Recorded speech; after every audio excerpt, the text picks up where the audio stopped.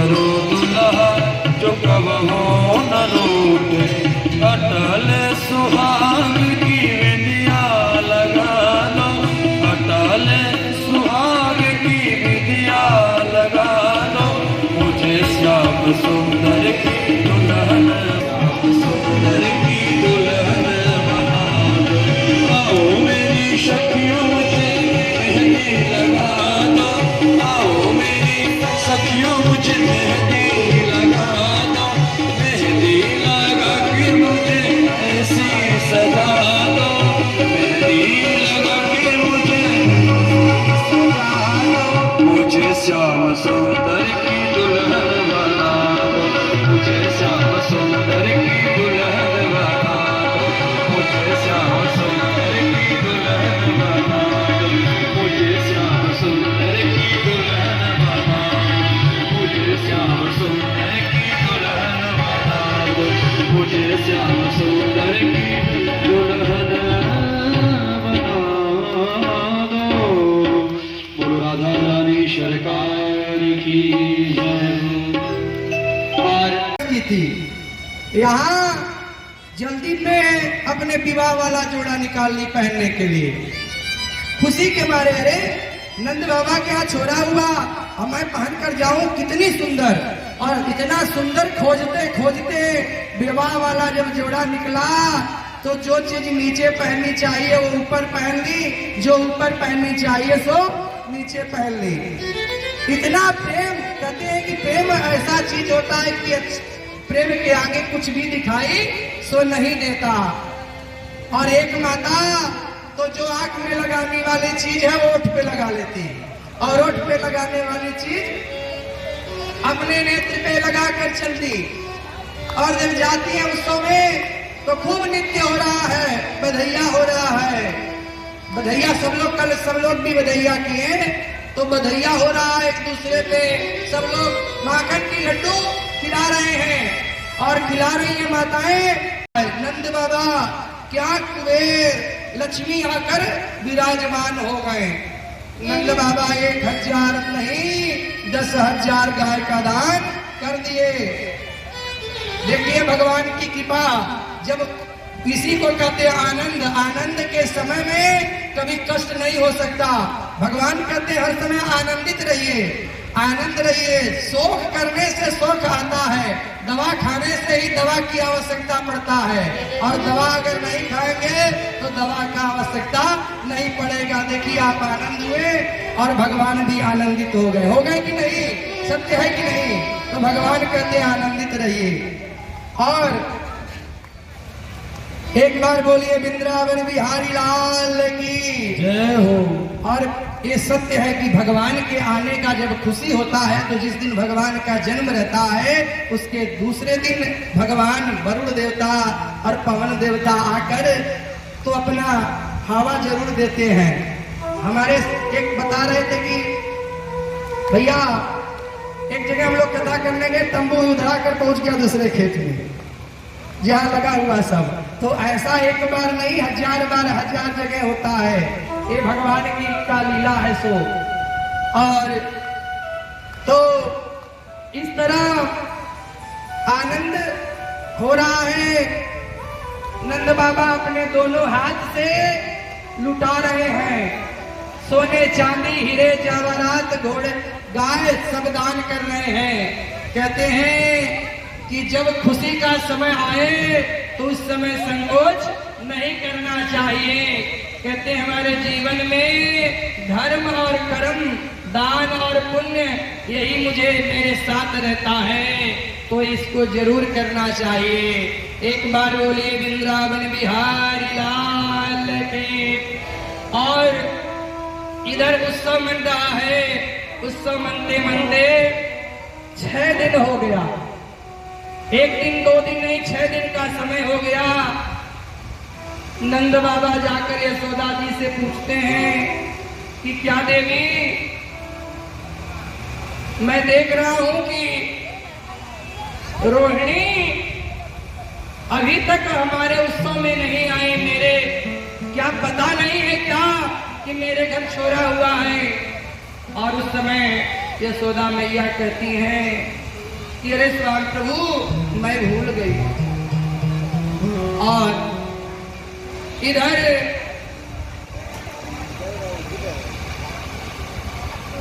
कोई बात नहीं है, सब भगवान नारायण का कृपा है। कहते हैं कि जो करते हैं सब प्रभु ही करते हैं, हम आपके के माध्यम होते हैं।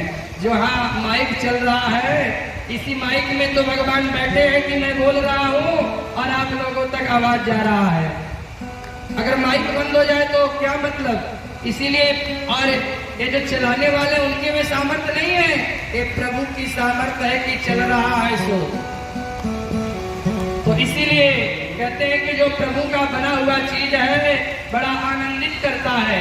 आनंदित करता है कि नहीं प्रभु का बना हुआ चीज? सत्य है कि नहीं? अगर सूर्य नारायण नहीं निकले तो अंधियारा ही अंधियारा रहे तो आनंद आएगा?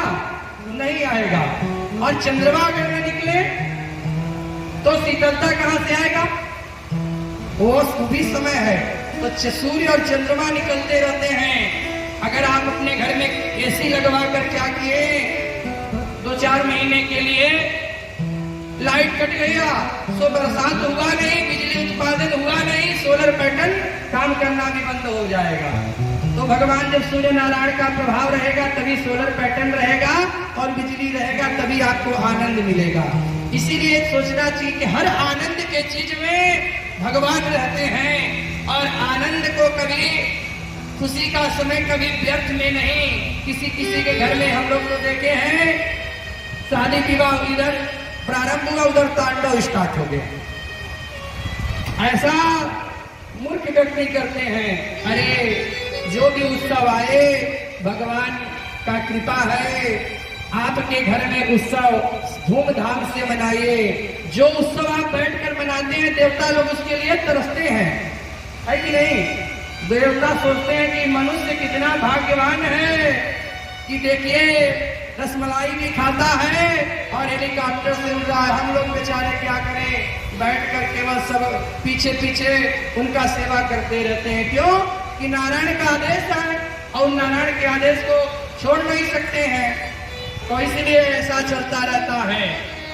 और इधर जब ही नंद बाबा और यशोदा मैया जाती हैं रोहिणी माता के पास, कहती हैं क्या बहन, अरे मेरे घर में छोरा हुआ है सो तुम आई नहीं। और रोहिणी माता कहती हैं कि बहन अरे तुम्हारे लाल को देखने की किसकी इच्छा सो नहीं होगा, सो सबकी इच्छा होती है और मेरी जब इच्छा होती है तो देखो खिड़की खोलकर तुम्हारे लाल को देख लेता हूं। सो और तुम्हारे घर में उत्सव हो रहा है, सब लोग सज सवर के आएंगे और मुझे मेरे पति तो जेल खाने में बंद है, पति जेल में बंद है, कष्ट के समय में पड़ा हुआ है, मैं श्रृंगार करके घूमूं ये मेरे लिए शोभनी नहीं है, इसलिए मैं नहीं आती। और बहुत समझाकर जब ही नंद बाबा यशोदा लेकर आते हैं अपने यहाँ, तो देखिए दाऊ भैया उस समय 1 बरस के हो गए थे और 1 बरस का बालक धीरे धीरे ठुमुक ठुमुक चलता है लेकिन चल नहीं पाता ढंग से। और इधर पलड़ा में पड़े हुए हैं कन्हैया को देखने के लिए बड़ा व्याकुल हो जाते हैं। कन्हैया को देखने के लिए इतना व्याकुल हो गए दाऊ भैया कि पालने के डंडे को पकड़कर खड़ा हो रहे हैं और गिर जा रहे हैं, और खड़े हो रहे हैं और गिर जा रहे हैं। और तब तक ये यशोदा मैया देखती हैं, दाऊ भैया को उठा लेती हैं और उस समय रोहिणी माता जाकर कन्हैया को गोद में ले ली और लेकर नाचने लगी। कन्हैया झूले पालना नेक झोटा ठोलो, कन्हैया झूले पालना नेक धीरे झोटा दीजो,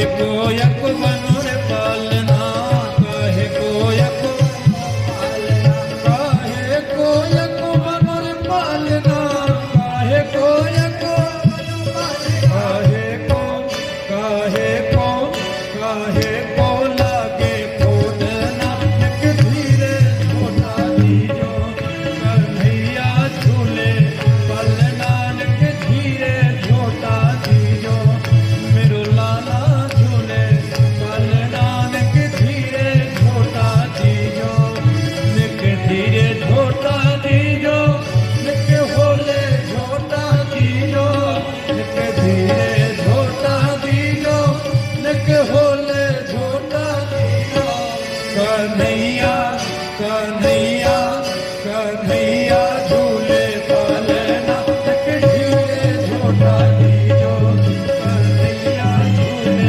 पलना,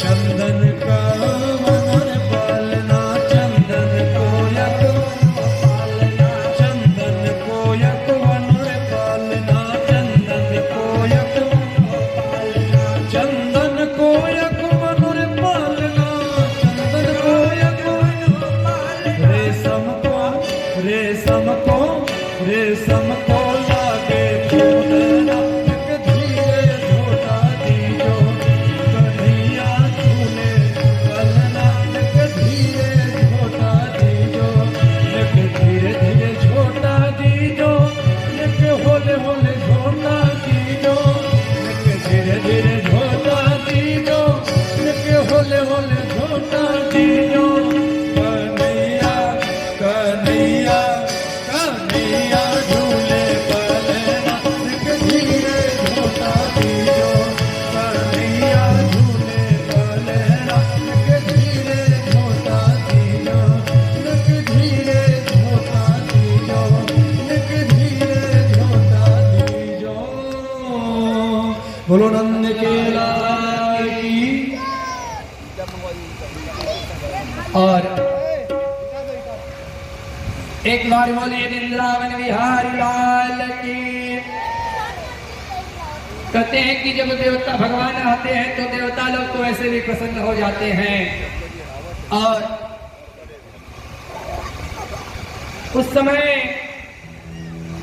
माता भूल गई कि मेरे पति जेल खाने में बंद है, और इधर 6 दिन होते होते उत्सव विचार किए नंद बाबा कि अब हम लोग जाकर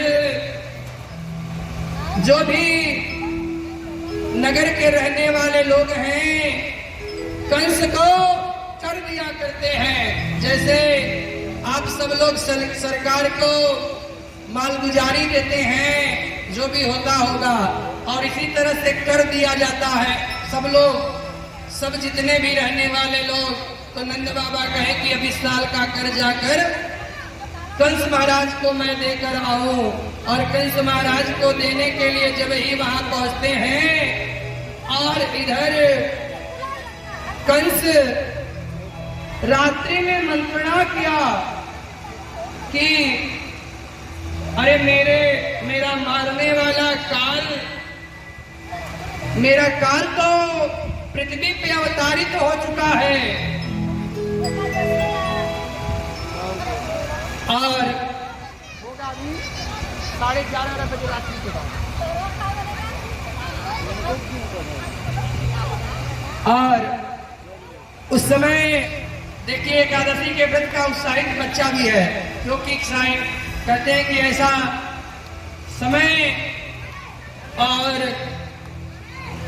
जब ही सारे सैनिकों को बुलाया तो सबसे पहले चारुड़ आ गया।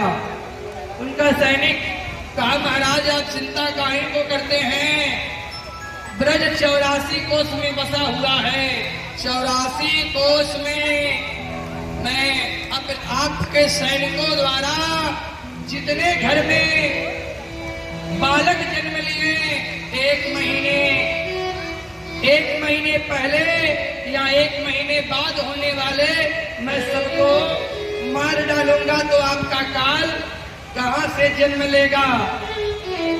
कहते हैं कि अरे तुम लोगों को कोई अंदर प्रवेश होने देगा तब न तुम मारोगे, और इधर मारोगे उधर उत्पन्न हो जाएंगे तब क्या होगा। तभी उसी बीच में पूतना कंस की बहन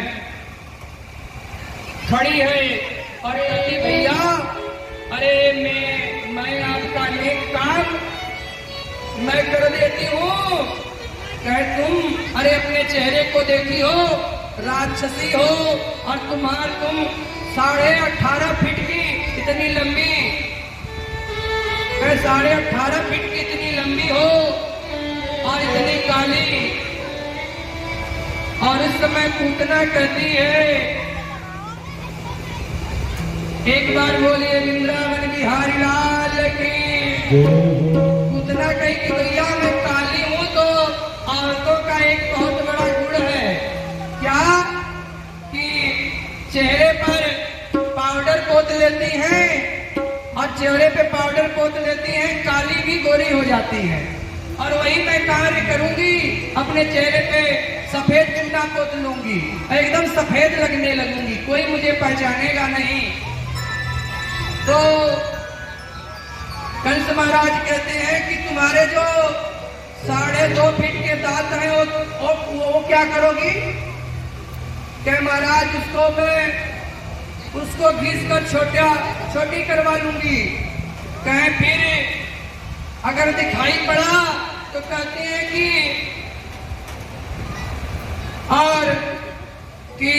पूतना कहती है कि भैया औरतों के अंदर एक सबसे बड़ा गुण है। क्या गुण है पता है किसको? इसमें से पता है कि वो गुण औरतों के पास सबसे बड़ा गुण है। इसमें से किसी को पता है कि नहीं? सभी माताएं बैठी हैं, भाई पता तो सबको होगा कि सबसे बड़ा गुण क्या है। सबसे बड़ा गुण है कि घूंघट काट लेंगी, किसी को दिखाई नहीं पड़ेंगी, है कि नहीं? और घूंघट काट लेंगी और किसी को दिखाई नहीं पड़ेंगी। और घूंघट की प्रथा हमारे बिहार में बड़ा बड़ा काम हो जाता है। जानती हैं हमारे राजस्थान का पहनावा बड़ा अजीब है। माताएं पहनती तो अजीब अलग वस्त्र, लेकिन घूंघट यहाँ से 3.5 फीट की काट लेंगी और घूंघट के अंदर से इतनी गाली देती है चुन चुन कर कि जिसकी कोई भी तुलना न कह जाए। ऐसा स्थिति है, समय देख ऐसी परिस्थिति आता है कि भाई हमारा कोई मुख भी नहीं देखेगा, कोई नेत्र से नेत्र मिलेगा नहीं, मैं अपना काम कर लूंगी।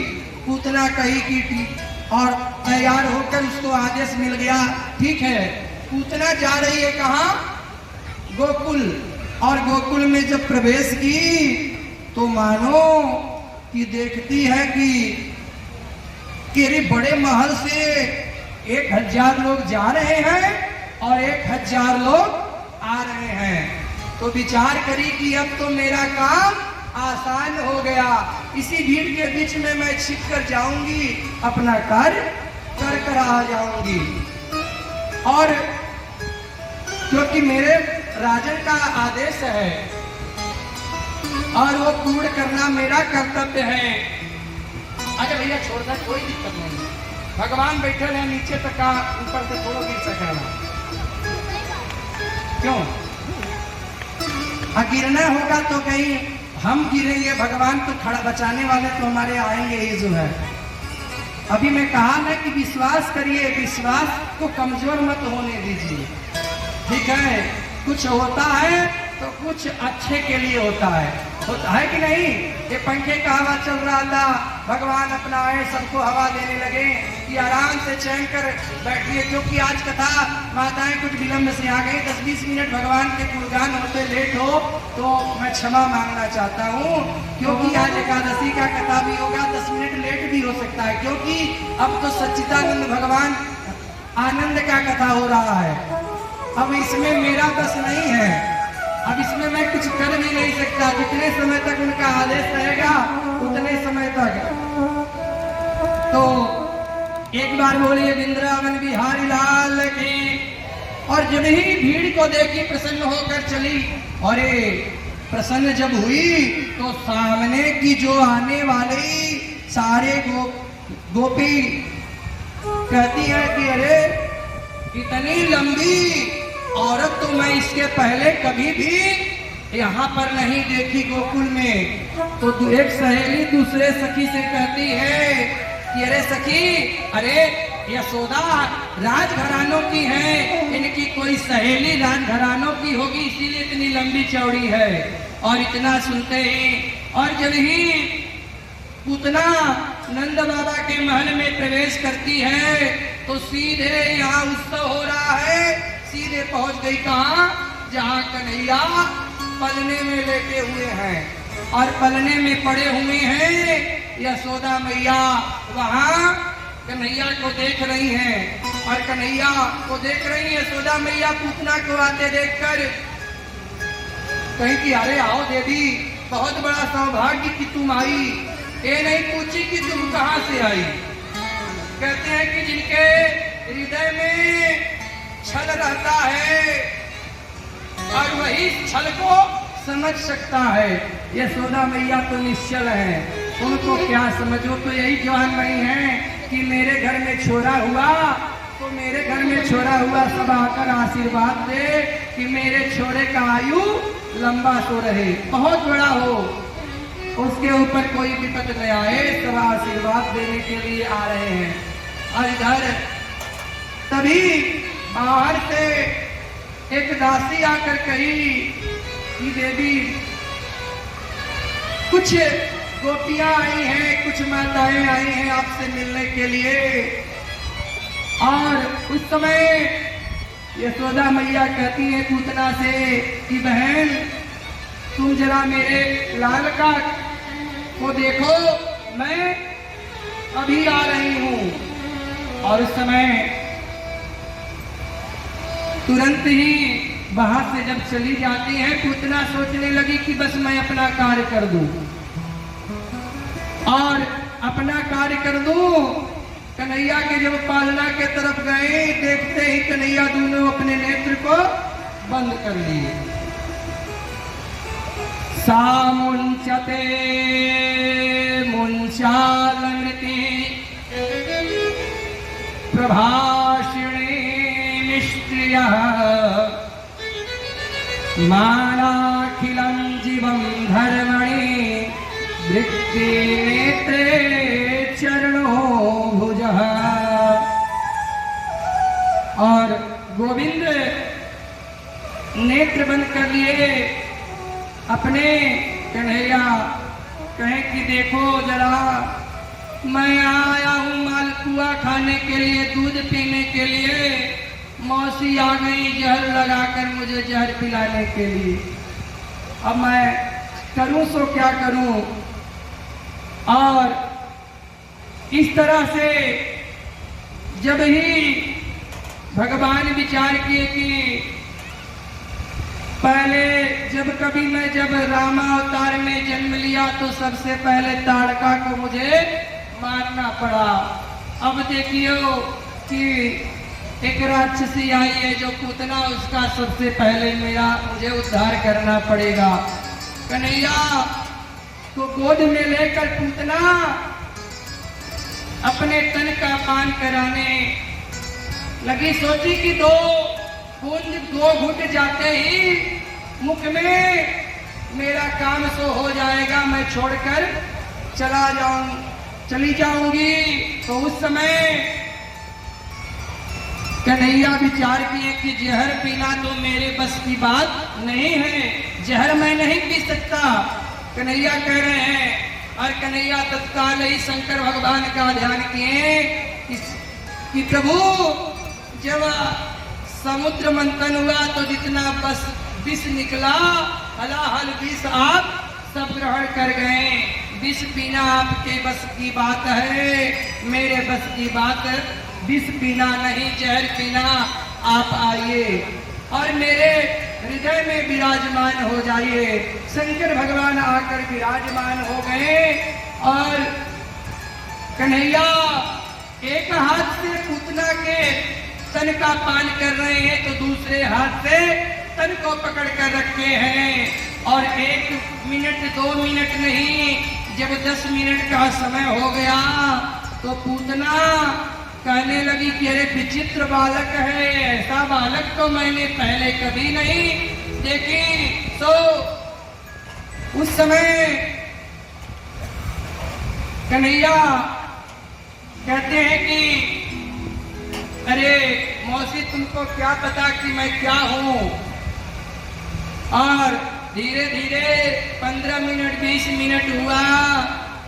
तन का पान करते करते जब प्राणों का पान करने लगे तो पूतना को कष्ट होने लगा। जब पूतना को कष्ट होने लगा तो पूतना छुपाने लगी, अरे लाला मुंह को छोड़ो, मुंह को छोड़ो। कन्हैया कहते हैं कि मौसी मुंह को पकड़ना सो आता है, छोड़ना तो आता ही नहीं, और जिसको एक बार पकड़ लेता हूँ उसको ठिकाने लगाकर ही छोड़ता हूँ। तो धीरे धीरे जब ही वह राक्षसी कष्ट में आई, अपने विकराल रूप को धारण की, कन्हैया को लेकर आकाश में उड़ने लगी। कन्हैया भी क्या चालाकी किए, कहते हमारे कन्हैया के जैसा कोई है ही नहीं। कन्हैया भी चट से गर्दन पकड़ लिए, कि गर्दन पकड़ लिए कि मौसी तुम जाओगी तो उसके पहले तुम गिरोगे, उसके ऊपर मैं रहूंगा। और कन्हैया को लेकर जब पृथ्वी पे गिरी तो पृथ्वी पे गिरी, उस समय गोकुल की गलियों में हड़कंप सा मच गया। इतना हड़कंप सा मच गया कि अरे नंद के छोरा को एक राक्षसी आई लेकर आकाश में उड़ने लगी। और उस समय जब वो राक्षसी गिरी तो कहाँ गिरी पता है? गिरी तो जाकर गोकुल के सीमा में नहीं, जाकर गिरी तो मथुरा के सीमा के पहुंचते उसी के पास में जो कंस महाराज का बगीचा है। भगवान अपना कभी कुछ नुकसान नहीं होने देते।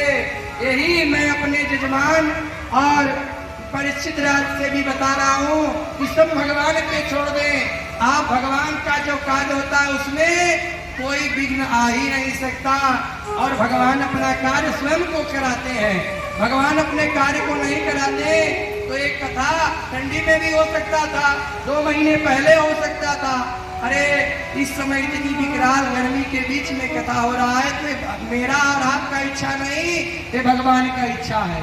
वैसे भी शास्त्र में कहा जाता है कि जेठ का महीना सबसे पवित्र महीना होता है, तो जो पुण्य किया रहता है उसी के घर में पवित्रता का कार्य होता है। कहते हैं कि हमारा संस्कार क्यों होता है? संस्कार हमको पवित्र करने के लिए, हमको सुंदर बनाने के लिए मेरा संस्कार होता है। जैसे नामकरण संस्कार, अन्नप्राशन संस्कार, मुंडन संस्कार, ये सब संस्कार हमको कर्म और शुद्धता बनाता है। एक बार बोले वृंदावन बिहारी लाल की। और जब ही पृथ्वी पे गिरी तो 18 किलोमीटर इतनी लंबी हो गई। और उस समय माता यशोदा पागल की तरह भागती हुई आई, और जब पागल की तरह भागती आई तो उस समय उठाकर कन्हैया को देखती है कि राक्षसी के ऊपर बैठकर मेरा लाला सो खेल रहा है। कन्हैया को गोद में ली, उठाई, और उठाने के बाद कहीं राम राम राम, देखो मेरा कन्हैया। राक्षसी को स्पर्श किया, गाय का दूध आया, गाय का दही आया, गाय का मूत्र, गाय का गोबर और गाय के घी से प्रभु स्नान कर रहे हैं। और जब स्नान कर रहे हैं गौमूत्र से कि राक्षसी को स्पर्श मेरा लाला किया सो, और उसके बाद पूर्णमासी नाम की ब्राह्मणी आई, पुरोहिती, और कन्हैया को झाड़ रही है। कन्हैया को झाड़ रही है किस नाम से? कन्हैया के ही नाम से। कन्हैया कह लो गड़बड़ सो हो गया, मुझे झाड़ा भी जा रहा है तो मेरे अपने ही नाम से।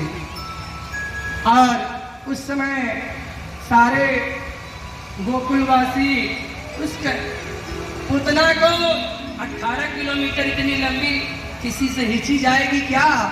उस समय किरान भी नहीं था, उसको टुकड़ा टुकड़े करके जाकर यमुना जी के किनारे जब जलाने लगे तो उनके उस पुतना के शरीर से थी तो राक्षसी, लेकिन इतना मनोहर सुंदर सुगंध हुआ कि देवता लोग भी घबरा गए। राजा परीक्षित प्रश्न कर दिए सुखदेव जी महाराज से कि राजन प्रभु आप बतलाइए कि वो राक्षसी तो प्रभु को मारने के लिए आ गई थी, उसके शरीर से तो दुर्गंध आना चाहिए था, तो सुगंध कहाँ से? कहते हैं कि जो कार माता यशोदा के 1000 वर्षों बाद देना है वो गति पूतना को भगवान पहले ही दे दिए। भगवान पूतना को माता की गति प्रदान किए, और भगवान अगर माता की गति प्रदान किए तो उसका कभी उसके शरीर से दुर्गंध नहीं हो सकता, न कभी उसके शरीर में कोई पत्ती ऐसा हो सकता। एक बार बोलिए वृंदावन बिहारी लाल की। और भगवान पूतना को जब मानते हैं तो कंस महाराज के पास आवाज पहुंच गया, और आवाज पहुंचा कि अरे मेरी बहन को सो मार दिया, और भयभीत हो पड़ा, और भयभीत होकर इतना तेजी से भयभीत हुआ। इधर शंकर भगवान बैठे हुए हैं कैलाश पर्वत पर, और कैलाश पर्वत पे जब बैठे हैं तो उनको जब पता चला कि गोकुल में प्रभु जन्म ले लिए हैं तो दर्शन करने के लिए आ गए। और जब दर्शन करने के लिए आ गए तो नंद बाबा के महल के आसपास भ्रमण करने लगे, और भ्रमण जब कर रहे हैं तो योगी का भेष बनाकर आए थे भिक्षा मांगने के लिए। ऐसे तो जानते हैं कि वैसे मैं भगवान बनकर आ जाऊंगा तो शोभनीय अच्छा नहीं है, कभी भी मैं मर्यादित के तरीके से जाऊंगा भगवान का दर्शन करने के लिए, साधारण सा बनकर। कभी भी मंदिर जाना हो तो साधारण, कितना ही बड़ा आदमी हो लेकिन उस व्यक्ति को मंदिर जाते समय तो साधारण हो ही जाना चाहिए, क्योंकि उस समय किसी प्रकार का कोई गुरूर काम नहीं आता भगवान के सामने। और उस समय जब आते हैं तो यशोदा माता के दरवाजे पे जाकर खड़ा हो जाते हैं, और यशोदा माता बाहर आई कि कोई मेरे दरवाजे पर कोई योगी आया है भिक्षा मांगने के लिए। एक योगी के नाम पे ही एक टोकरी में कुछ सोने की वस्तु लेकर आई देने के लिए कि बाबा इसको ग्रहण करिए आप। उस समय भोले बाबा कहते हैं कि अरे देवी मैं तो योगी हूँ, मुझको इससे कोई मतलब नहीं, इसका मैं क्या करूं? तो यशोदा मैया कहती हैं आपको क्या चाहिए बतलाइए, आपके लिए मकान बनवा दूं, क्या चाहिए आप अपने बतलाइए। सो भोले बाबा कहते हैं कि देवी मैं यही चाहता हूँ कि तुम अपने लाला का दर्शन मोको करा दो, यही मैं चाहता हूँ, यही मेरा इच्छा है और इसके सिवा कुछ नहीं। मैया कहती है कि अरे बाबा अपने लाला का तो दर्शन मैं आपको करा ही नहीं सकती, क्यों कि आपके गले में ये जो सर्प लटक रहे हैं, कानों में आपके बिच्छू लटक रहे हैं, मेरा लाला बड़ा डरपोक है, आपके सामने लेकर आऊंगा कि तो शायद मेरा लाला डर जाए, इसलिए मैं आपको दर्शन नहीं कराऊंगी। इस बात कर भोले बाबा कहते हैं कि अरे देवी तुम्हारा लाला तो हजारों फन वाले शेषनाग पे विराजमान करने वाला तुम्हारा लाला एक छोटे से सर्प से क्या डरेगा, तुम मुझे दर्शन करा दो। भोले बाबा कह रहे हैं कि दर्शन करा दो, लेकिन मैया कहती है कि ना बाबा मैं आपको दर्शन नहीं कराऊंगी। तो इसलिए भोले बाबा हट पे अड़ गए कि देवी तुम अगर दर्शन अपने लाला का नहीं कराओगी तो मैं जाऊंगा नहीं, और योगियों का हट तुम अभी जानती नहीं। और उस समय यशोदा मैया कहती हैं कि अरे बाबा आप नहीं जानते कि मेरे महल के 12 दरवाजे हैं, और 12 दरवाजे हैं। इस दरवाजे पे आप बैठेंगे, उस दरवाजे से आपके अपने लाला को मैं लेकर चली जाऊंगी। और जब भोले बाबा जान गए कि मैया दर्शन अब नहीं करने देगी प्रभु का, कहती है कि कौशल्या माता तो बड़ी सरल थी, जब भगवान राम अवतार लिए तो दर्शन करा दी, इधर ये मैया तो बड़ी हठी है, इस जन्म में मुझे दर्शन सो नहीं मिलेगा। और भोले बाबा जाकर कहते हैं कि मैया 1 मिनट रुक जाओ जरा, मुझे नेत्र बन के थोड़ा ध्यान सो कर लेने दो।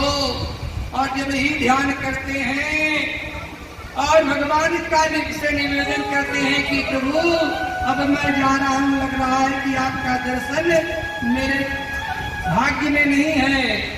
और जब ही भोले बाबा जाते हैं, भोले बाबा को जाते ही इधर पलना में लेटे हुए कन्हैया रोने लगते हैं। और जब रोने लगते हैं तो यशोदा मैया घबरा सी गई, और जब घबरा सी जाती हैं तो उस समय यशोदा मैया एक गोपी आई, और जब गोपी आई तो कहती है कि अरे देवी क्यों आज तुम्हारे चेहरे पे 12 क्यों बजे हैं?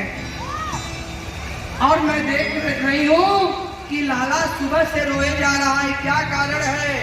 क्या उसको भूख लगी है या कि कोई दर्द उसका कर रहा है? तो उस समय कहती हैं माता यशोदा की देवी मैं कन्हैया के सामने कुछ भी लेकर जाता हूँ तो कन्हैया उसको ग्रहण नहीं, मेरा दूध भी नहीं पी रहा है। तुरंत ही सहेली कही कि कोई बाहर वाला सो तो नहीं आया था कि आकर लाला को नजर लगाकर चला गया, इसी नजर में ही ऐसा होता है बहन, ऐसा सहेली कहती है। उस समय 5 मिनट सब लोग नारायण का भजन कर लें, ठीक है? 5 मिनट भगवान का नारायण का भजन, क्योंकि नारायण का भजन बिना भगवान शांत नहीं होंगे, हमको लग रहा है।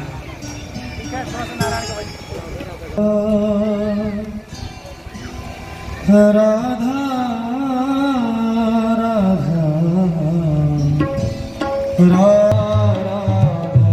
राधा राधा श्री राधा श्री राधा राधा राधा राधा श्री राधा श्री राधा राधा राधा श्री राधा श्री राधा राधा राधा श्री राधा श्री राधा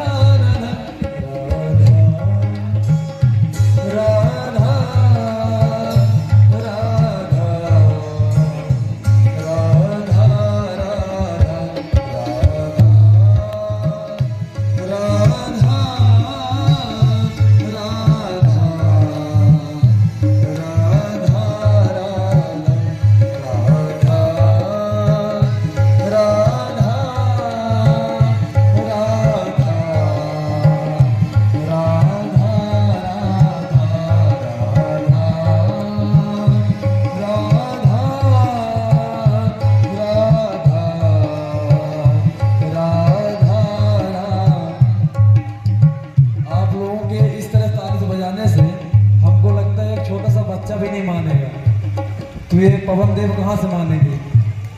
जोर से मस्ती में राधा राधा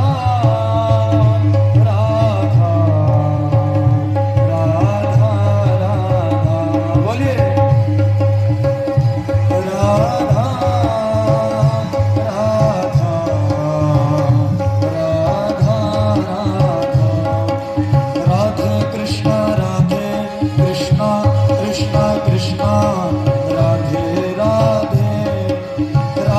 श्याम राधे श्यामा श्याम श्यामा राधे राधे राधे कृष्णा कृष्णा कृष्णा राधे राधे राधे श्याम श्याम श्यामा राधे राधे राधे कृष्णा कृष्णा कृष्ण राधे राधे राधे श्याम श्याम राधे राधे राधे कृष्णा कृष्ण कृष्ण राधे राधे राधे श्याम श्याम राधे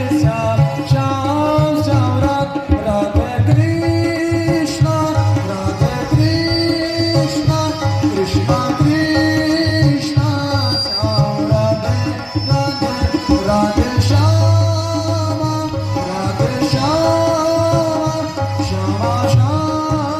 श्यामा राधे राधे राधे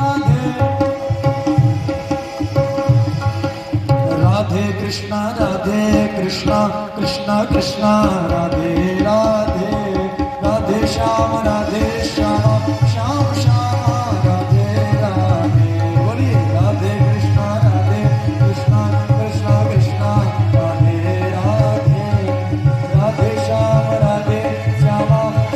श्याम राधे राधे राधे कृष्णा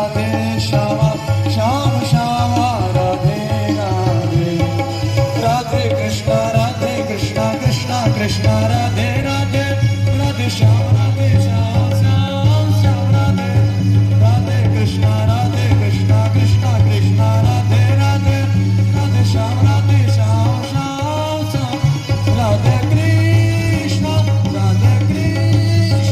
कृष्ण कृष्ण राधे राधे राधे श्याम श्यामा राधे राधे राधे पीछे वाले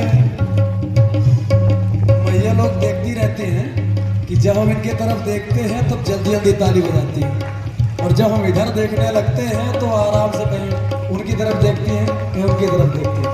ऐसा नहीं करना है।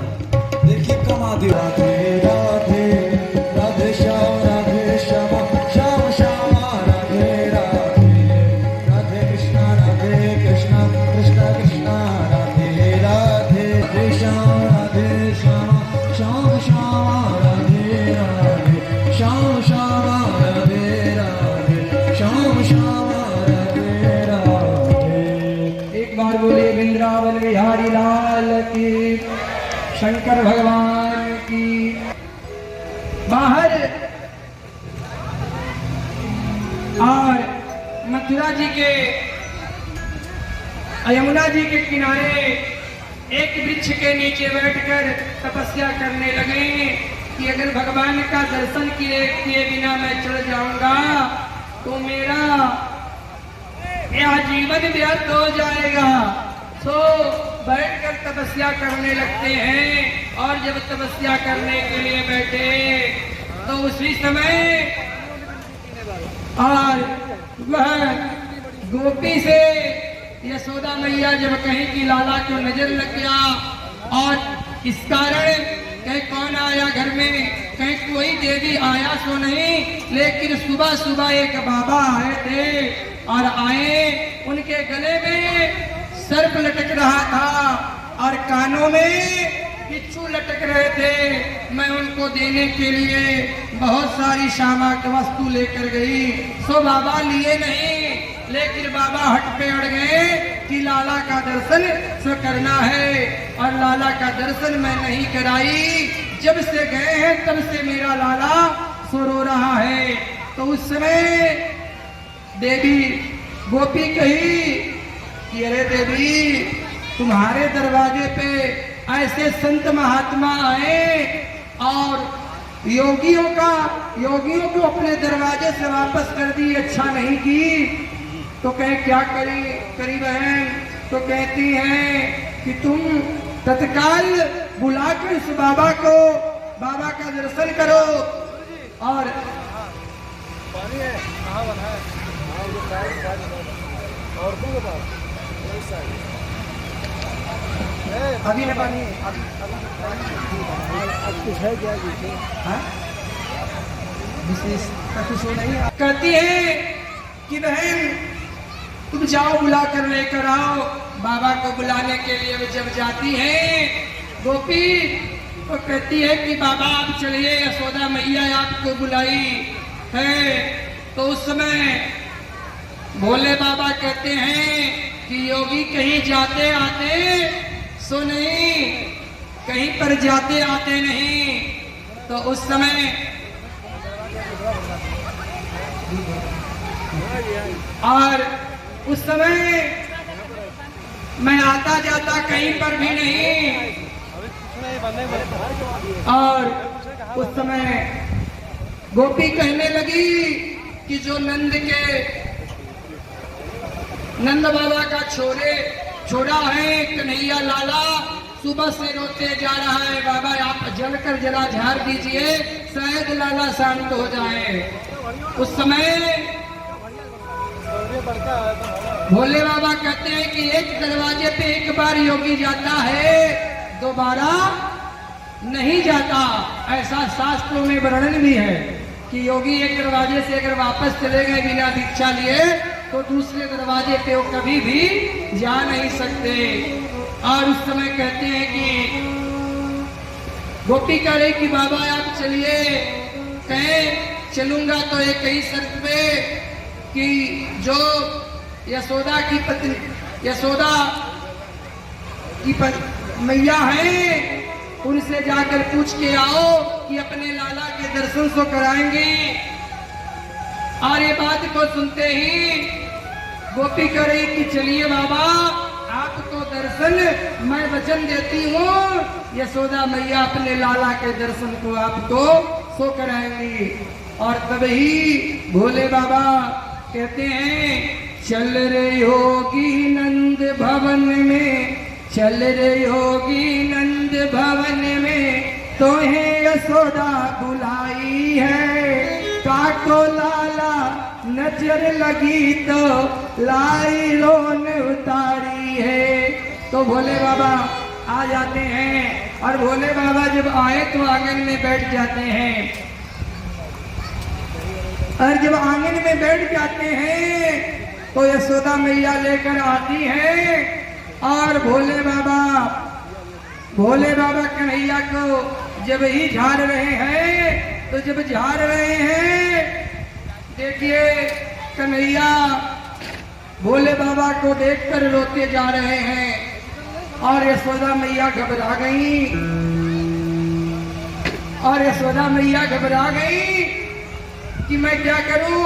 बाबा कहते हैं भोले बाबा की देवी मेरे गोद में दे दो और तुम्हारा लाला शांत हो जाएगा।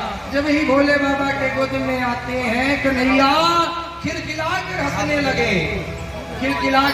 लगे। भोले बाबा कहे धन्य प्रभु, आप जैसा कृपालु करुणा निधान कोई नहीं हो सकता।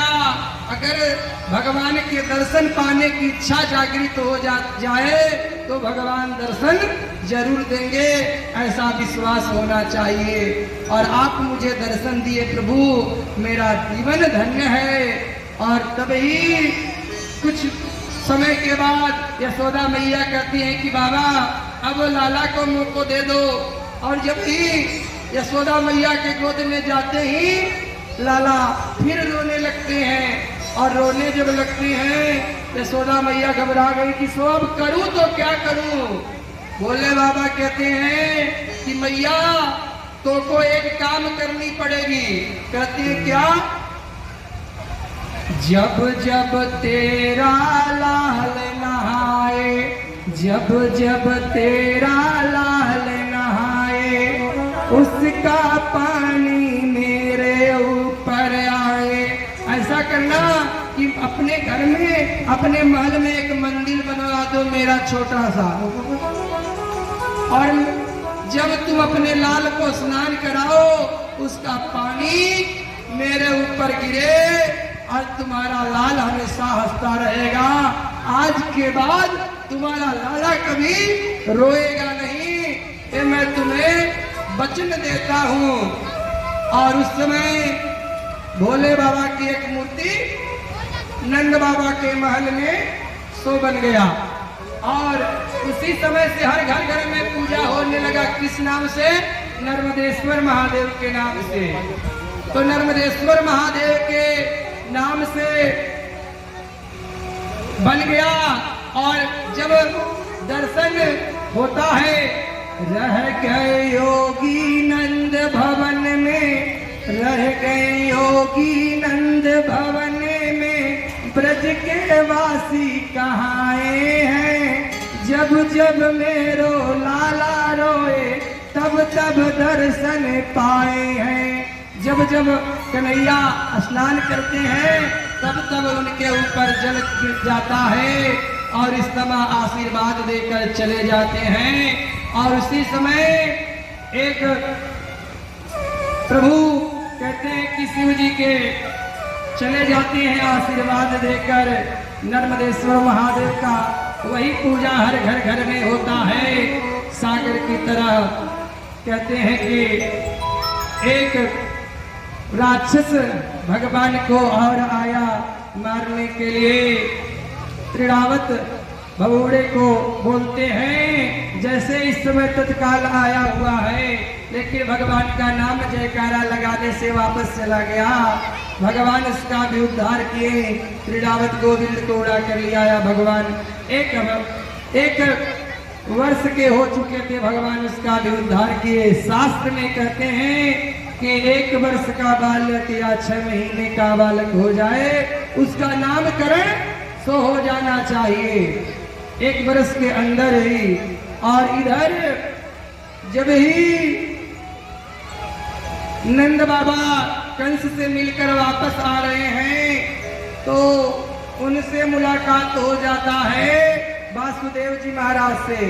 वासुदेव जी महाराज से जब मुलाकात हुआ तो वासुदेव जी महाराज कहते हैं कि अरे भैया कैसे हैं? तो नंद बाबा कहते हैं कि मैं तो अच्छा हूं, लेकिन आपके ऊपर तो बहुत कष्ट आया। अरे आपका विवाह हुआ और विवाह होते ही कंस महाराज अपने जेल खाने में आपको और आपके पत्नी को बंद कर दिए। आपके जितने पुत्र हुए सबको मार डाला। मैं सुना कि 7वां गर्भ में ही समाप्त हो गया और 8वां आकाश में कन्या हुई, वो भी आकाश में विलीन हो गई। तो वो वासुदेव जी महाराज कहते हैं कि भैया अरे जो आपके घर 2 बालक हैं, छोटा वाला मेरा अपना ही समझ लेना, मैं अपना समझ लूंगा। एक बार बोलिए वृंदावन बिहारी लाल की। उसके बाद जब आ जाते हैं तो वासुदेव जी महाराज गर्गाचार्य जी महाराज से कहते हैं कि महाराज मेरे घर 2 पुत्र हुए, दोनों का भी नामकरण नहीं हुआ। तो नामकरण नहीं हुआ, आप जाइए गोकुल नामकरण करिए। और उस समय गर्गाचार्य जी महाराज आते हैं सीधे और आते हैं नंद बाबा के महल के पास। और जब महल के पास आते हैं तो उस समय उनको देखते ही कहते हैं नंद बाबा कि महाराज आप बड़े विद्वान समझ में आते हैं, आप क्या करते हैं? कहते हैं मैं क्या करता हूँ महाराज? अरे मैं तो बस पूजा पाठ करता हूँ, शादी विवाह कराता हूँ, सबका शादी विवाह कराता हूँ, यही मेरा काम है। दूसरा किसी के घर बच्चा होता है तो उसका नामकरण मैं करता हूँ। कहते हैं कि नंद बाबा को सो याद आ गया, कहे कि महाराज आप मेरे पुत्रों का नामकरण करिए और मेरे पुत्र 2 पुत्र का नामकरण आपके द्वारा हो। तो उस समय गर्गाचार्य जी महाराज कहते हैं कि महाराज मैं आपके पुत्रों का नामकरण नहीं कर सकता। क्यों? कि आप जानते हैं मैं वासुदेव के कुल का कुल पुरोहित हूँ। पुरोहित किसे कहते हैं पता है? पूरे अग्रे हित, जो आगे अपने आपके हित के लिए कार्य बताए वही पुरोहित होता है आगे आगे। ऐसा नहीं कि केवल शादी विवाह कराने वाला ही केवल पुरोहित होता है। पुरोहित जो आपके कुल आपके भले के बारे में सोचता है तो वही पुरोहित का कार्य होता है। गर्गाचार्य जी महाराज कहे कि ना, मैं तो वासुदेव जी महाराज के कुल पुरोहित हूँ, आपके पुत्र का नामकरण अगर करूंगा तो एक कंस महाराज को पता चल जाएगा कि अभी तो भ्रम में भ्रमित होकर अपने राक्षसों को भेज रहे हैं। अगर उनको पता चल गया कि मैं आपके पुत्रों का नामकरण किया तो उनको विश्वास हो जाएगा कि वासुदेव के पुत्र यही हैं, यही मेरा काल, तो उस बालक के ऊपर विपत आ जाएगा। तो मैं ऐसा नहीं करना चाहता। एक बार बोलिए वृंदावन बिहारी लाल की। कहें कि महाराज प्रभु आप नामकरण आपके द्वारा ही होना चाहिए। कहे नहीं, क्योंकि आप कोई भी छोटा सा भी उत्सव मनाते हैं तो उसमें 10-20 हजार लोग से कम नहीं रहते, कितना वो छोटा करते हैं। और उसी भीड़ के बीच में अगर कोई कंस का राक्षस आ गया तो बड़ा विपत हो जाएगा। और उस समय नंद बाबा कहते हैं कि महाराज आप नामकरण करिए, मैं किसी को नहीं बुलाऊंगा, केवल आप रहेंगे, मेरी पत्नी और मेरे बच्चे, और आप नामकरण करिए। उसी तर समय जाकर सीधे नंद बाबा यशोदा से कहते हैं कि देवी एक ज्ञानी पुरुष आए हैं, मैं चाहता हूँ कि उस ज्ञानी द्वारा मेरे पुत्रों का नामकरण हो जाए और नामकरण हो जाए। तो उस समय रोहिणी माता से जाकर यशोदा मैया कहती हैं कि अरे कैसा ज्योतिष आया है मेरे बालक का नामकरण करने, अगर उसकी परीक्षा हम लोग नहीं लेंगे कि सच्चा ज्योतिष है या नहीं, तो माताएं दोनों पुत्रों का अदला बदली कर ली। और दोनों पुत्रों का जब अदला बदली कर ली तो गर्गाचार्य जी के सामने आकर बैठ गई। सुखदेव जी महाराज कहते हैं कि राजा परीक्षित रोहिणी के गोद में जो बैठे कृष्ण हैं, संत गर्गाचार्य जी जैसे ही देखते हैं, देखते देखते उनकी समाधि लग गई और नामकरण करने के लिए आए थे कन्हैया का, और कन्हैया का झांकी देखते ही अपना नाम स्वयं भूल गए। कन्हैया की झांकी देखकर संत गर्गाचार्य जी महाराज के ऐसी समाधि लगी कि समाधि दो प्रकार की होती है, एक तो ध्यान समाधि, दूसरी वटक समाधि। ध्यान समाधि उसे कहते हैं जिसकी आंख बंद हो जाए, श्वास चलती रहे, उसे वटक समाधि कहते हैं। जिसके आंख खुली के खुली रह जाए, मुख खुला का खुला रह जाए, श्वास बंद हो जाए और गोविंद को देखकर यही सोच रहे हैं कि मेरा बड़ा भाग्य है, साक्षात परमात्मा का नामकरण करने का मुझे अवसर मिला। निर्विकार जो परम ब्रह्मा है उनका मैं नामकरण करने के लिए आया। मेरा कितना बड़ा सौभाग्य। अपना मुख खोलकर जब ही श्वास बंद हो गया, आंख खुली की खुली रह गई, समझते। और गर्गाचार्य जी महाराज के चेहरे की ओर रोहिणी माता देखकर बोली, भयो भयो रचो। यशोदा से बोली, भगवान जाने का भयो। दोनों माता आपस में बात करने लगी। गर्गाचार्य जी के मुंह के सामने अपने हाथ को हिलाती हैं, ऐसे से, अच्छा ऐसे सामने रखिएगा।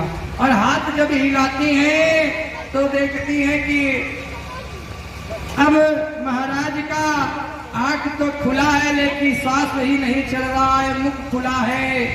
और आपस में दोनों माताएं बात करने लगी कि बाबा लग रहा है सिधार गए क्या।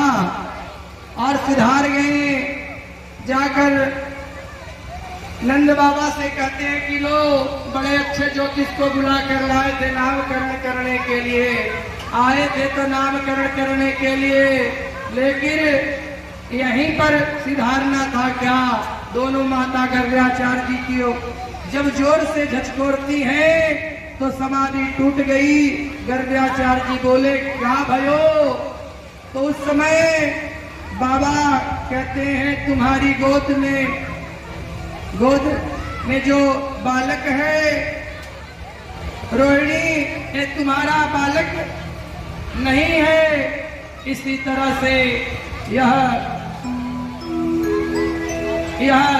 जब ही समझ जाती हैं माता अपनी मुट्ठी को निकालकर गर्गाचार्य जी को दे देती है। गर्गाचार्य जी मैं क्या बताऊं, मुझे क्या बताऊं, आपके गोद में जो है साक्षात ऐसा जब कहते हैं गर्गाचार्य जी बताना चाहते हैं। भगवान इशारा किए कि प्रभु मैं बालक पुत्र बनकर आया हूँ माखन मिश्री खाने के लिए। अगर आप बतला देंगे कि मैं भगवान हूँ तो मुझे अलमारी में मैं बंद हो जाऊंगा, मुझे रोज चिड़िया बादाम का भोग लगेगा। भगवान का क्या काम है, सभी लोग जानते हैं। भगवान को लोग जाते हैं अलमारी में बिठा देते हैं। कहीं बहुत लोग बहुत बड़े भगवान को खिलाते पिलाते भी हैं, बनाते भी हैं, लेकिन समस्या कब उत्पन्न होता है पता है। एक बार बोलिए वृंदावन बिहारी लाल की। समस्या कब उत्पन्न होता है, जब लोग जाते हैं शादी विवाह में जाते हैं अपने पचमेल खाने के लिए, और भगवान के सामने एक गिलास दूध रख देते हैं कि भगवान आज आप इसी से काम चला लीजिए। तो मैं तो चला पचमेल खाने। तो भगवान कहते हैं मेरे साथ ऐसा ही होने लगेगा, तो लोग पचमेल खाएंगे और मुझे चिनिया बादाम खाना पड़ेगा। और इस तरह से भगवान के सुनते ही जीवन को में साक्षात कहते हैं गर्गाचार्य जी कि जो आपके गोद में बालक बैठे हैं, इतना बोलते ही गोद में बाबा। और इस समय यदि भगवान इशारा किए तो देवी मस्तिष्क की रेखा को देखने में अगर कोई टूटी न पड़ जाए, इसीलिए मैं ध्यान में हो गया, ध्यान भंग न हो जाए रेखा पकड़ने में। आँख इसीलिए खुली की खुली सो रह गई, इतनी लंबी उम्र डर कर पधार गए। गर्गाचार्य जी माता से कहते हैं कि माताएं तो बड़ी चतुर हैं, दोनों पुत्र की अदला बदली कर लें। और संत गर्गाचार्य जी माता यशोदा से कहती हैं कि आप बड़ी हैं, पहले आपके ही पुत्र का नामकरण होगा।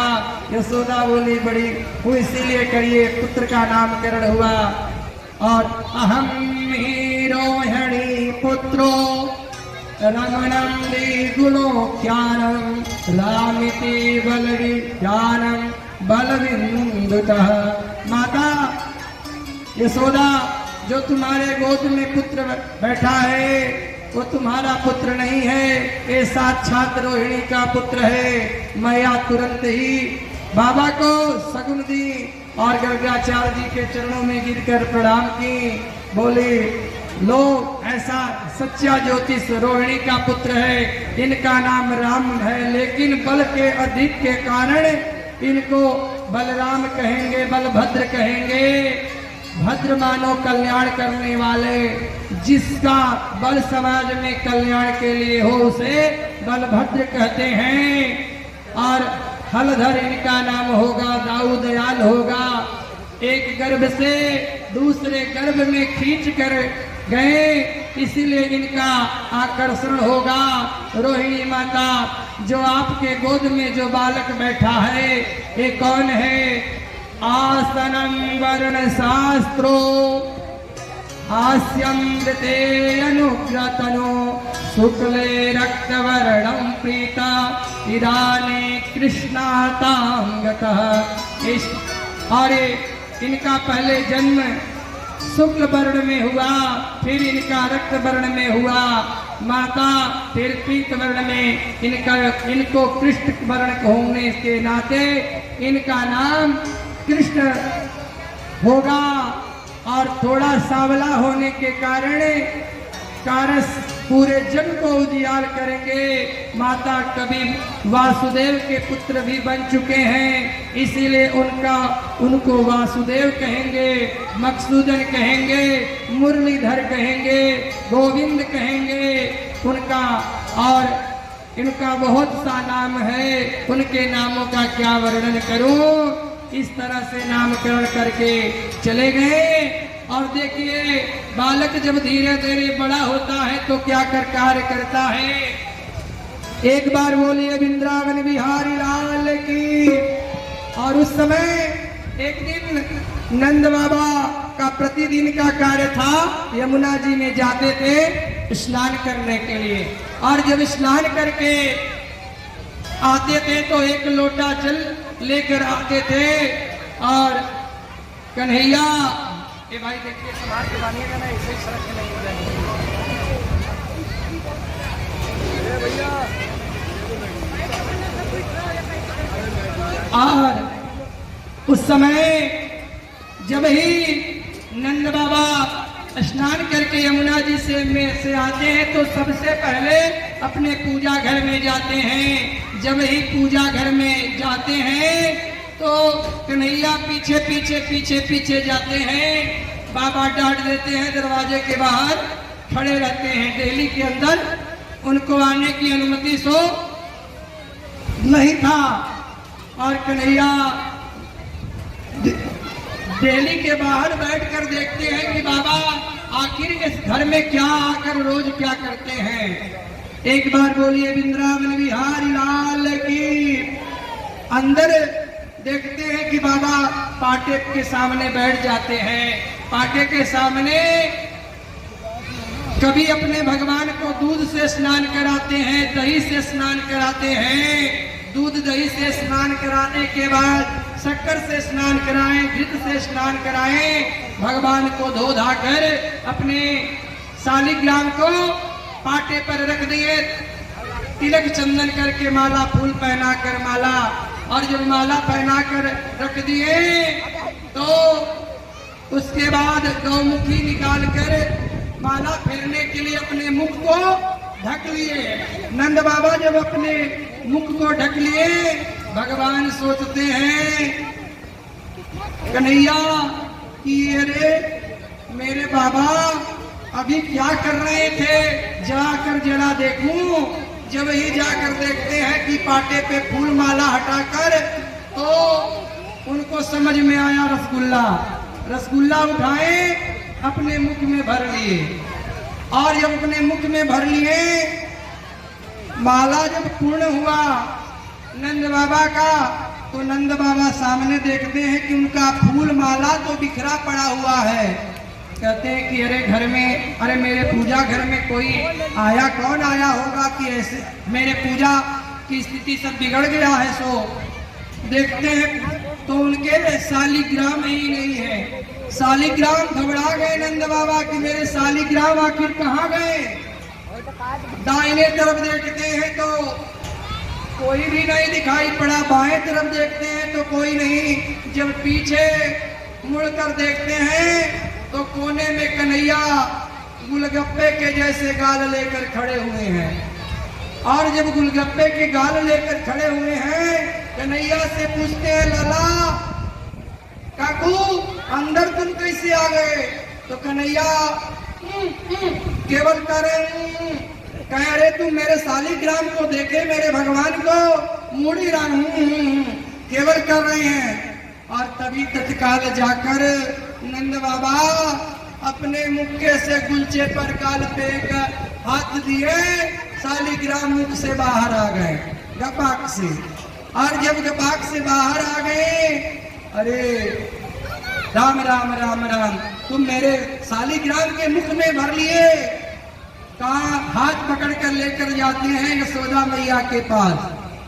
और यशोदा मैया के पास जब जाते हैं तो यशोदा मैया से कहते हैं कि अरे देवी, तुम्हारा लाला अब बड़ा उदंड होते जा रहा है, बड़ा शरारती हो गया, इसको देखो। कहे कहा भैया, कहा भयो, मेरा लाला का क्यों, सो बताइए जरा। कहते हैं नंद बाबा, अरे आज गड़बड़ हो गया, रोज मैं यमुना जी से स्नान करके सो आता था। अभी 2 मिनट खड़ा कर दीजिए, आराम से 10 मिनट कर दीजिए। और जब ही अब और तभी जब एक बार बोलिए वृंदावन बिहारी लाल की। मैं बताया कि वक्ता और श्रोता जब जुड़ते हैं तो कथा कहने और सुनने में आनंद आता है। जब वक्ता कथा कहता है, श्रोता उधर देखने लगते हैं, तो वक्ता का मन पहुंच जाता है कहाँ, वृंदावन। तो एक कथा यहाँ वक्ता कैसे कर पाएगा। इसीलिए भयो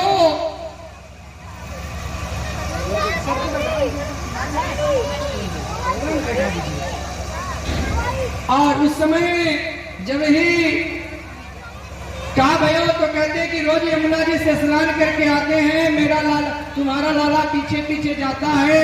आज तो गया शालिग्राम को, मेरे भगवान को अपने मुख में भर लिया तुम्हारा लाला। तो यशोदा मैया कहती है कि काहे को डांट रहे हैं मेरे लाला को। अरे मेरा लाला अभी तो 2 वर्ष का लाला है, ये क्या जानता है कि आपके भगवान हैं। मेरा लाला तो यही जानना होगा कि रसगुल्ला होंगे, रसगुल्ला समझकर मेरा लाला मुख में भर लिया। तो नंद बाबा कहते हैं कि मैया तू देवी, तुम ही अपने लाला को बिगाड़ रही हो। और तभी कहते हैं कि एक बार बोलिए वृंदावन बिहारी लाल की। और एक बार कन्हैया को से माता कितना प्रेम करती थी पता है किसी को। ये भाई सब लोग शांत बैठेंगे तो कभी रितु जी इन लोग सब लोगों से कि बैठ जाए जहाँ कहा, नहीं तो सब लोग इधर से उधर बात करना। कितना प्रेम करती है कन्हैया से किसी को पता है। कन्हैया से इतना प्रेम करती हैं कि उनको ताजा ताजा माखन अपने हाथों से बनाकर खिलाती हैं। यशोदा मैया के पास नंद बाबा के महल में जानते हैं 10,000 लोग काम करने वाले रहते थे और उनके घर में 1-2 लाख गाय रहती थी। लेकिन माता यशोदा अपने हाथों से माखन बनाकर प्रभु को खिलाती थी। और एक समय सुबह कन्हैया उठे और उठते ही आंख मलते हुए जब चलते हैं यशोदा मैया के सामने तो काजल गाल में लग गया। और काजल जब गाल में लग गया, माता यशोदा देखकर कन्हैया के रूप को देखकर बड़ा प्रसन्न हुई, बड़ा हृदय गदगद हो गया कन्हैया के स्वरूप को देखकर। और कन्हैया को तभी भूख सो लग गया। और जब भूख लग गया, एक बार बोलिए वृंदावन बिहारी लाल की। और जब भूख लगता है तो माता विचार की कि कन्हैया लाला तुम 2 मिनट इंतजार करो, अभी मैं तुमको माखन में दे रही हूँ। कन्हैया कहना मैया मुझे मौको अभी चाहिए। तभी माता कही कि लाला 2 मिनट रुक जाओ तो मैं तुमको दूंगी। और देख ऐसे करते करते शाम का समय हो गया। और जब शाम का समय हो गया तो चंदा मामा उठ गए। चंदा मामा जब निकलते हैं तो मैया कही लाला देखो उधर चंदा मामा। कन्हैया माखन को भूल गए। चंदा मामा मोको चंदा चाहिए, मोको चंदा मामा का हट लगाकर पड़े। मैया घबरा गई कि चंदा मामा मैं कैसे दूं। मैया कही लाला जानते हो चंदा मामा तुम छोड़ो, तुम्हारे मैं ब्याह कराऊंगी, तुम्हारे लिए छोटी सी दुल्हनिया लाऊंगी। कन्हैया भूल गए, कहे मैया मुख पहले सो मेरी ब्याह करा दो, मेरी ब्याह करा दो। और तुरंत ही माता यशोदा एक गुड़िया लेकर देती हैं और उसमें भगवान कन्हैया खेलने लगते हैं। माता सोचती है कि तब तक तो मैं माखन निकाल कर लाऊं आ जाती हूँ। और भगवान सोचने लगे कि मैया देखो मुझे अपने गोद में बिठाकर खिलाती थी, मुझसे बढ़कर माखन हो गया क्या। और तुरंत ही दूध उफलने लगा गई और भगवान तुरंत ही डंडा उठाए, सारी मटकी भगवान फोड़ दिए और उनके सास के जमाने की सारी मटकियां सो फूट गई। जब सारी मटकियां फूट गई सो आकर देखती हैं तो देखकर हंस भी रही हैं, लेकिन विचार करती हैं कि अगर इसी तरह से मैं छोड़ दूंगी तो ये तो बड़ा बवाल ही हो जाएगा। तुरंत ही एक छड़ी, सोने की छड़ी लेकर भगवान को मारने के लिए दौड़ती है। भगवान गोकुल की गलियों में भगवान भाग रहे हैं और जब भाग रहे हैं तो ऊपर से देवता लोग पुष्पों की वर्षा कर रहे हैं। धन्य यशोदा तुम्हारे चरणों का कि तुम परम ब्रह्मा को दौड़ा रही हो और परम ब्रह्मा भाग रहे हैं, तुम बड़ी भाग्यवान हो। और दौड़ाते दौड़ाते जब थक जाती हैं माता यशोदा कहती हैं कि लाला तुम आ जाओ, तुम आ जाओ, पकड़ अब मैं मुझसे नहीं हो सकता। सो कन्हैया कहते मैया तो पहले छड़ी फेंको। मैया छड़ी फेंक दी। कहती हैं कन्हैया कहते तुम को मारोगी नहीं ना, मारोगी कि नहीं। माता कहती है कि ना तुम्हारे तो पूजा करूंगी, तुम्हें जो है घी दूध लगाऊंगी, तिलक करूंगी, तुम्हारी पूजा करूंगी। तब से धड़ से पकड़ कर लेकर आते हैं और पकड़ कर लेकर आए और लेकर एक रस्सी ओखल में बांध दी, ओखल में बांध दी। भगवान कहते हैं कि मेरा उद्देश्य है कुछ और। ओखल को लेकर भगवान जाते हैं और ओखल को लेकर आते हैं तो उस समय उनके नंद बाबा के द्वार पर यमला और अशोक का वृक्ष एक लगा हुआ था, उसी के टकराने से दो महापुरुष उत्पन्न हुए। दोनों भगवान के सामने हाथ जोड़कर खड़े हो गए कि प्रभु मेरा आप उद्धार किए। कहे आप कौन। कहे मैं कुबेर का पुत्र। एक बार एक तालाब में मैं स्नान कर रहा था, कुछ अप्सराओं के साथ ब्रह्मा जी के आने से मैं ब्रह्मा जी का अनादर किया। उसका कारण हुआ कि ब्रह्मा जी श्राप दे दिए, नारद जी श्राप दे दिए कि तुम दोनों वृक्ष हो जाओ। तब से मैं वृक्ष बनकर पड़ा था। लेकिन नारद जी का एक आशीर्वाद था कि भगवान जब अवतार होंगे कृष्णा अवतार तो तुम दोनों नंद बाबा के दरवाजे पे रहोगे, तुम्हारा उद्धार करेंगे और ऐसा उद्धार करेंगे जीवन धन्य हो जाएगा। और वह दोनों चले गए भगवान को प्रणाम करके। और उसी समय सारे गोकुलवासी नंद बाबा से कहने लगे कि प्रभु अब यहाँ रहना उचित नहीं है, यहाँ बालकों के लिए अब खतरा है, तो यहाँ नहीं रहना चाहिए। तो विचार करके वृंदावन में आ गए, वृंदावन में रहने लगे। वृंदावन में भगवान बड़ी सुंदर सुंदर लीला की करते हैं। भगवान जब वृंदावन में रहने लगे, भगवान का महल बन गया नंद बाबा का, तो देखते क्या है कन्हैया। और उस समय सारी गोपियां विचार की कि अरे यशोदा का भाग्य कितना अच्छा है कि इतना सुंदर लाला का को जन्म दी और उस दर्शन अब तक मैं नहीं पा सकी। सारी गोपियां विचार की कि इधर तो मेरी सास है, सास होती है, उनका नाम है सास, सास लेने न दे, उसी को तो सास कहते हैं। और इधर अपने चली जाती है, कोई गुस्सा होता है सबसे पहले चली जाती है, हम लोग तो घर में पड़े रहते हैं, विचार करती है। सारी बहुएं आपस में विचार की कि कुछ करना चाहिए। सासू माँ गई स्नान करने के लिए, अपने अपने घर की सारी मटकियां लाकर चौराहे पे पटक दी, सब फूट गया। और सारी जब फूट गया सो आकर जब सासू माँ आती है, कहती है कि का भयो,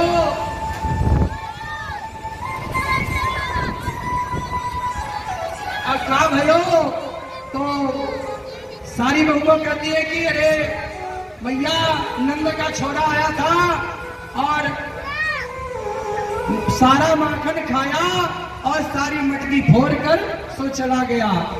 सासू माँ को तो गुस्सा आया कि मानो अभी बवाल हो जाएगा। सासू माँ कहने लगी कि बहू तुम ही जाओ, लहना देकर आओगे, आ जाओ, अगर मैं जाऊंगी तो बात बिगड़ जाएगी। सो तो इसलिए सारी बहुएं यही चाहती थी। और जब ही नंद बाबा के महल के तरफ आती हैं तो उस समय यशोदा मैया देख रही है कि आज तो मेरे लाला का बर्थडे भी नहीं है, मेरे घर में कोई उत्सव भी नहीं है कि जो नई नई बहुएं आ रही हैं। कन्हैया पीछे पीछे आते हैं, मैया का पल्लू पकड़कर खड़े हो जाते हैं और पल्लू पकड़कर खड़े हो जाते हैं कि लगता है कि आज उनको डांट तो पड़ेगी। और सारी गोपियां जब आई, यशोदा मैया कहे आओ देवी, क्यों आई? कहे अरे पहले बताओ तुम्हारा लाला कहाँ है? कहे लाला हमारा लाला क्या किया? कहे लाला तुम्हारा बड़ा उदंड हो गया है, पहली गोपी उलाना दे रही है, उदंड हो गया है, बड़ा आफत करता है। वो जाता है और ग्वाल मंडली के बीच में जाता है और सबको लेकर आता है, और सबको लेकर आता है माखन हम जितना बनाते हैं सो उतना खा जाता है। कहे यशोदा मैया कहती है कि अरे तुमको शर्म नहीं आती? सो मेरा छोटा सा कन्हैया कितना माखन तुम्हारा खाएगा? 100 ग्राम 50 ग्राम? अरे जानती हो मेरे घर में कम से कम 100 मटकी माखन सो रखा पड़ा हुआ है। तो कहती है कि तुम्हारा लाला देवी अकेले नहीं आता है, तुम्हारा लाला जो आता है पूरे ग्वाल मंडली के साथ, उसमें कुछ बंदर भी रहते हैं। यहाँ भी बंदर आए हैं क्या? यहाँ भी कुछ बंदर भी है क्या? अच्छा, तो कन्हैया जहाँ चलते हैं अपने ग्वाल मंडली में तो सब लेकर चलते हैं। तो कहते हैं कि तुम्हारा लाला आता है ग्वाल मंडली के साथ और सारे माखन चुरा कर खा जाता है। कहती हैं यशोदा मैया कि तुमको जानती हो हमारा लाला सब छोटे छोटे हैं। कहते हैं कि ऊपर टांग देना चाहिए, और ऊपर कहाँ से पाएगा? कहें कि पहुंच जाता है, ऊपर जाकर बैठ जाता है और एक बांस लेकर जाता है, बांस लेकर जाता है और बांस से मटकी फोड़ देता है और नीचे मटकी जब फूटता है जो माखन नीचे गिरता है सारा माखन सब को लुटा देता है, अपने भी खाता है और सबको लुटा देता है। कन्हैया कहाँ है भाई? मटकी फोड़ कन्हैया सो रहे हैं। एक बार बोलिए वृंदावन बिहारी लाल की। ग्वाल मंडली कहाँ आई? तो सखियां बन के आई हैं। बुलंद की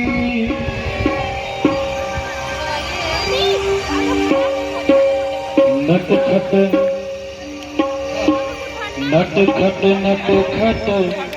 नंद किशोर नट खट। ज्यादा तेज नहीं उनके सिर पे गिर जाए। और पीछे हो जाए भाई, और पीछे हो जाए।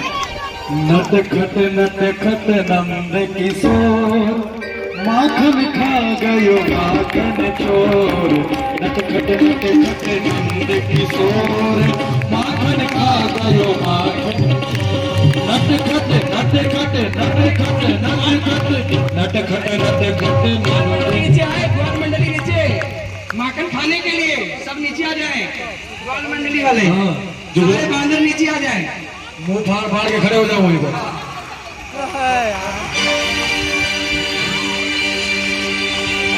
भाई नीचे खड़े हो, ग्वाल मंडली कहाँ है?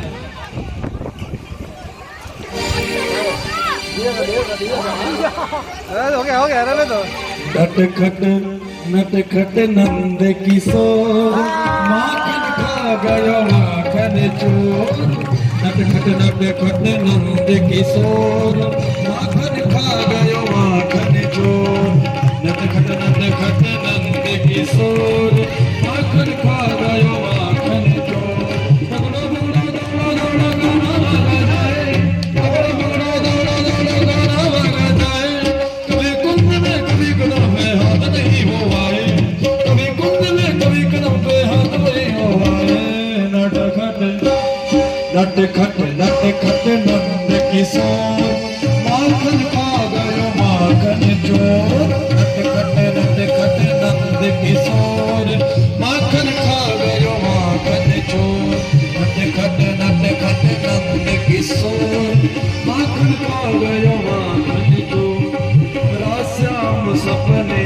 में आए राश्याम सपने में आए दहिया पी गए माखन खा गए दहिया पी गए सारा रा रा रा रा रा रा रा रा रा रा रा रा राश्याम सपने में आए राश्याम सपने में आए दहिया पी गए माखन खा गए दहिया पी गए सारा रा रा रा रा रा रा रा रा रा रा रा राश्याम सपने में आए राश्याम सपने में आए राश्याम सपने में आए बोलो माखन चोर भगवान की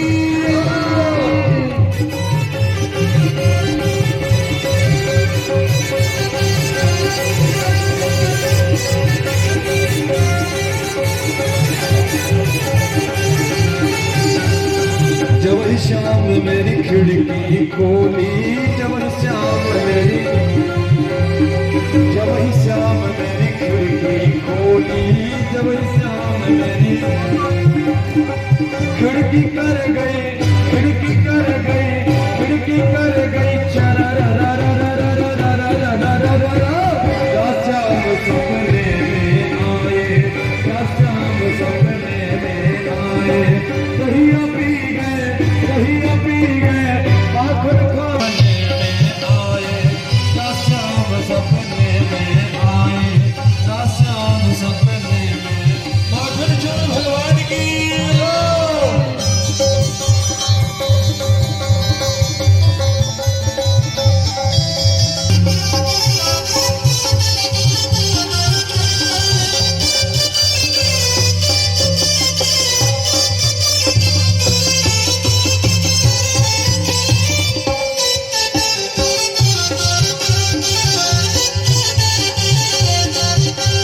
जब ही शाम मोरी बहिया पकड़ी जब ही शाम मोरी बहिया बहिया कर गई मौके बिहारी की देख छटा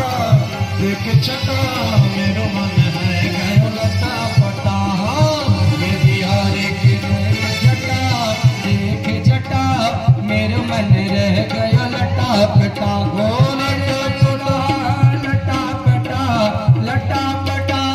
लटा पटा मेरो मन रह गयो लटा पटा मेरो मन है गयो लटा पटा मेरो मन है गयो हो कब से खोजो बनवारी को कब से खोजो हो कब से खोजो बनवारी को कब से खोजो बनवारी को बनवारी को गिरधारी को बनवारी को गिरधारी को बनवारी को गिरधारी को बनवारी को गिरधारी को कोई बता दे उसका पता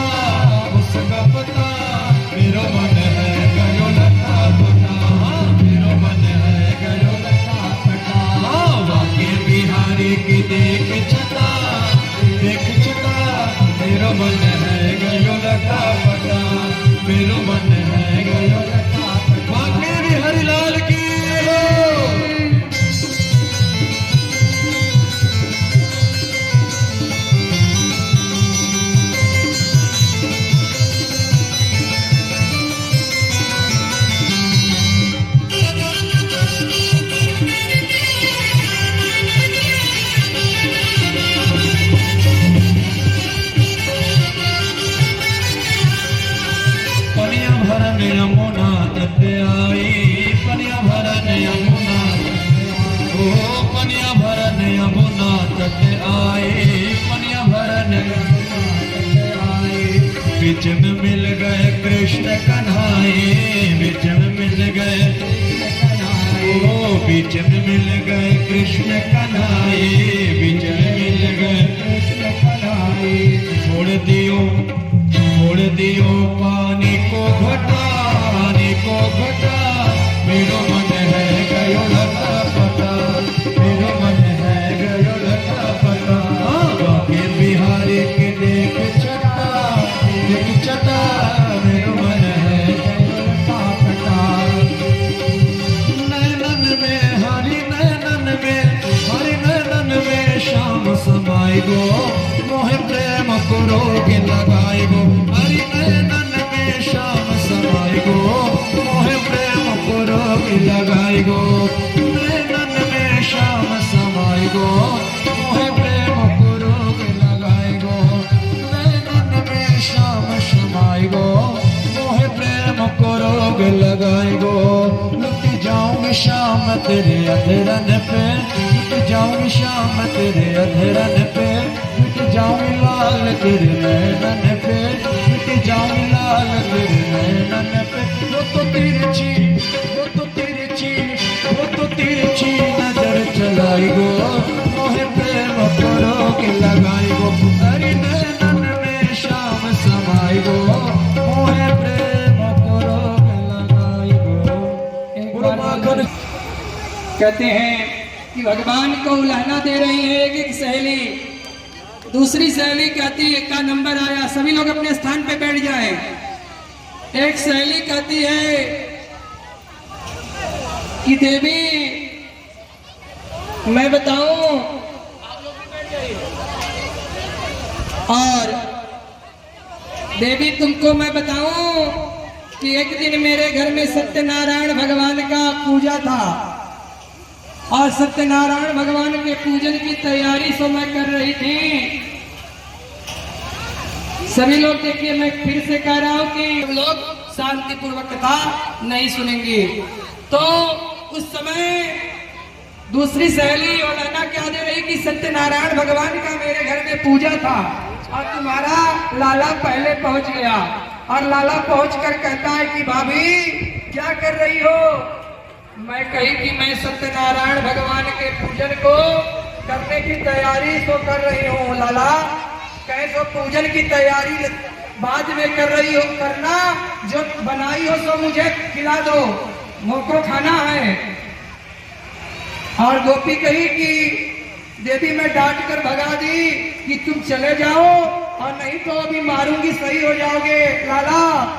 तो उस समय जब सत्यनारायण भगवान के पूजन की तैयारी मैं की कि कुछ देर के बाद पंडित जी आएंगे, कथा करेंगे, तब तक तुम्हारा लाला गया, 2 पिल्ले के बच्चे को लेकर गया, पाटे पे बैठा दिया, कहा कि भाभी तुम्हारे सत्यनारायण भगवान बैठे हैं, सत्यनारायण भगवान के पूजन को कर लो।